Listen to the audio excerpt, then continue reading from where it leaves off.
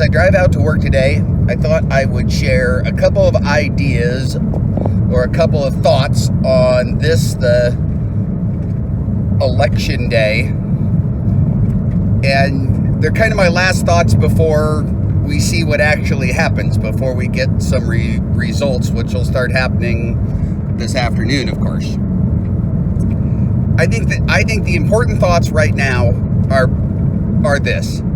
Number one, remember, whoever you voted for, it doesn't matter who wins. It matters who wins or loses. But despite who wins or loses, remember you're not alone. Whatever side you end up on in, say, the presidential race tonight, there's going to have been over 100 million people in this country vote with you. Yes, the country is divided, blah, blah, blah, but the country is not going to come to an end. Life is not over.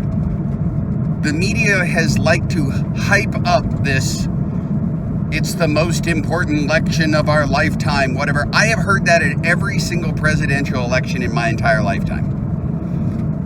They're all important. They're all the most important one at the time. But the world is not going to come to an end. Things would change if Biden wins versus if Trump wins. Yes, there'll be things that are different, but the world is not going to come to an end. And part of the reason it doesn't just crash to an end and the whole world change overnight is because over 100 million people are going to have voted the other way. Is it going to be close? Is it going to be, who knows? I would say that's the second big thing I would say at this moment right now, which is before we have actually seen any results, is no one can be confident on what's going to happen right tonight.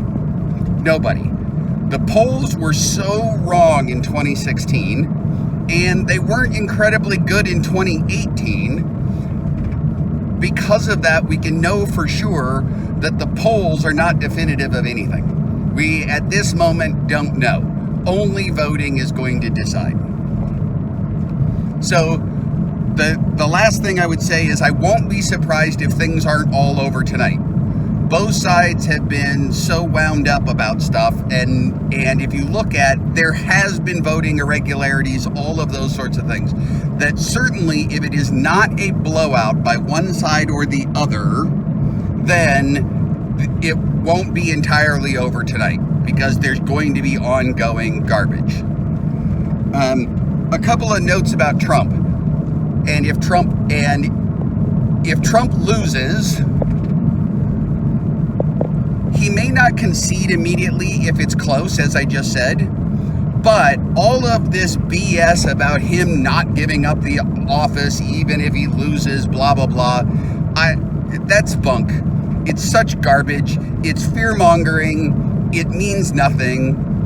There is nothing to suggest that's the case. And, oh, by the way,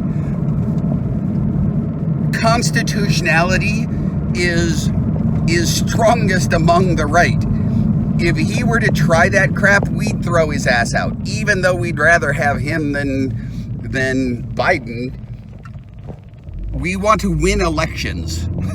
We don't want to steal them, because that destroys the country we care about. And we actually care about and like this country. We think it's the best country in the world. There's no way we would destroy this country over a president, any president. The last thing I'm going to say is I think this is another pure example of how we've got to get back to a situation where whoever the hell is president of the United States doesn't matter so much.